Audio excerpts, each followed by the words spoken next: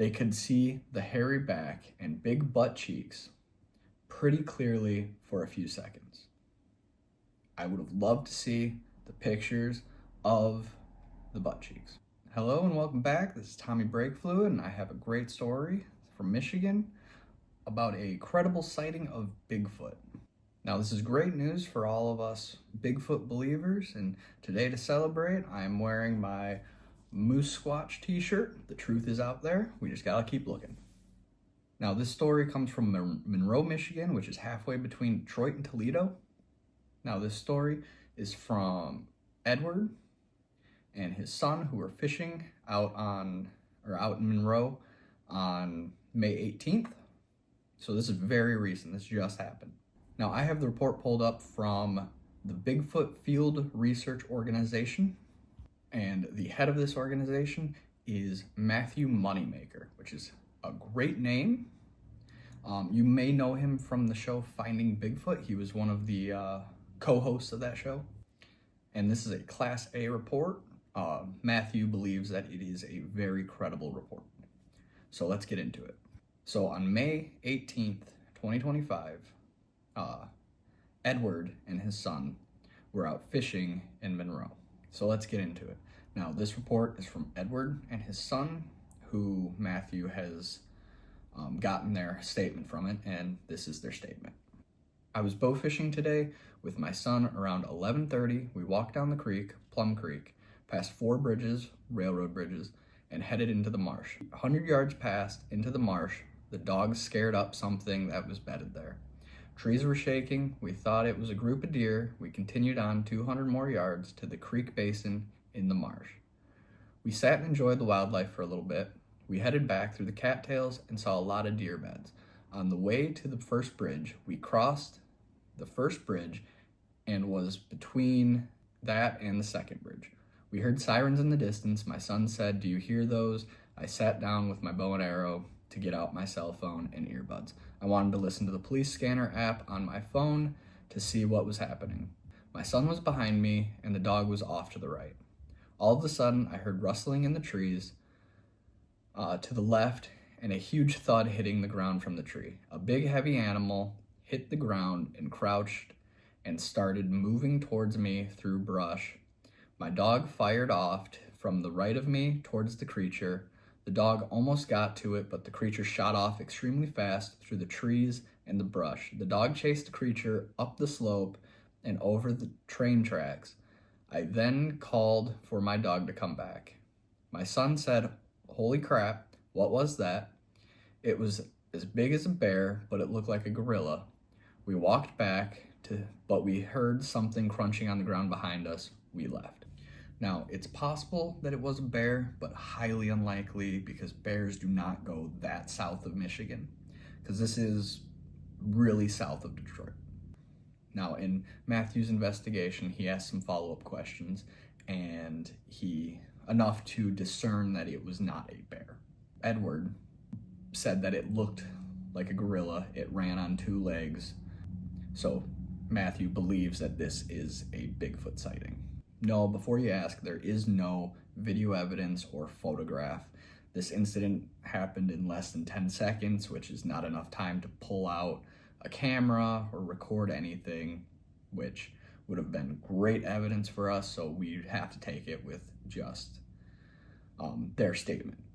And then in this area, there is no hunting of any sort, so Matthew believes that this would be a great spot for a Bigfoot to be hiding, even though it's surrounded by city and it's just this small little patch of woods. But there are plenty of deer, and according to him, the marsh is full of cattails, which is true. But Bigfoot love eating cattails, especially in the winter. Now, I know cattails are edible, but I don't know how you'd figure that out. So maybe there's some proof that Bigfoot eat cattails. I've never heard that, but maybe. I found some wild glizzies. Oh! But now that we've got most of the report out of the way, I want to talk a little bit about this investigation that Matthew did. All he really did was just call the father and son, Edward and his son, to get their story. Once he felt that the stories matched, he said that this is a credible Bigfoot sighting. But he also did not go to the area. He did not investigate where they were or anything like that, at least that I could see. If he does believe this is a credible Bigfoot sighting, then I believe it is his duty to go to the area and investigate, because there might be some hairs. There's going to be footprints. It is a marsh. It's going to be very wet. We've had a lot of rain in the past couple days in Michigan, so there are most likely going to be some footprints, especially if the Bigfoot was running as fast as Edward claims. Now, I don't not believe Edward's claim that he saw some sort of animal. It very much could be a Bigfoot, but I don't like the fact that Matthew, who is the head of the investigation, did not follow up, look for tracks or hair or anything like that. He just kind of takes them at their word and doesn't investigate. I believe that if he went to investigate the area and did find some tracks or hair, that would have been great evidence to back up their story and to prove that Bigfoot is real. Now, in Matthew's report, there are some things that I think are pretty cool. He's got the area of where this incident took place. Now, it's not the precise GPS location of it, but it's just the general area. And it does look very wooded and very marshy, but there are cities around it. Now, Matthew, who is the head of this organization and did this investigation, has in his notes, he does talk about that it is very possible that a Bigfoot would come into the area even though it is surrounded by a city. Now, Matthew goes on to theorize that Bigfoot might prefer large pockets of woods and marshes near towns because, in his words, the closer a nature pocket is to a town, the greater likelihood that hunting is forbidden there. So the bullets don't travel into the neighborhoods.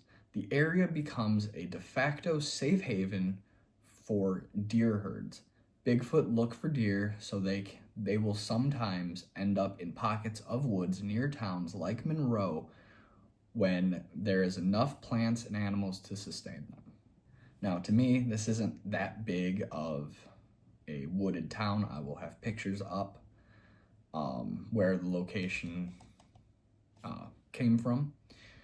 And it's not that big, but there are a lot of railroad tracks. It is possible that, I guess, a Bigfoot would be able to travel across those tracks and without being seen, because there is some farmland there too. Now, with what Edward saw, it was a very quick incident. It was, in their words, like less than 10 seconds. It jumped from a tree and then ran off. What Matthew wrote down is the animal was roughly 10 feet up a tree. When it jumped down, at no time was it facing the two humans. The point at which they got the clearest look at it was when it was ascending the embankment. They could see the hairy back and big butt cheeks pretty clearly for a few seconds. Now, that is great evidence. I would have loved to see the pictures of the butt cheeks. And I just think this whole thing is pretty cool. It's pretty close to where I live. And maybe if this video gets a lot of engagement and pretty good, I'll travel out to Monroe and investigate the area, see if I can see anything. I mainly just wanted to talk about it because I felt that there could have been more done in this situation. Instead of just a phone call, maybe he could have traveled to Michigan and actually investigated the area, or have somebody who lives in Michigan come out and investigate the area to see if they could find some sort of tangible evidence for this occurrence. Now, I believe that Edward and his son saw something that day. I doubt they're making this up. They could be, but I don't know them. I could not say. And if Matthew thinks this is a credible sighting, then it could be. But with a credible sighting, there is going to be other evidences that we could investigate. And that is just what I wanted to talk about. Could have done more. And with that, thank you for watching this long and have a great day. Bye.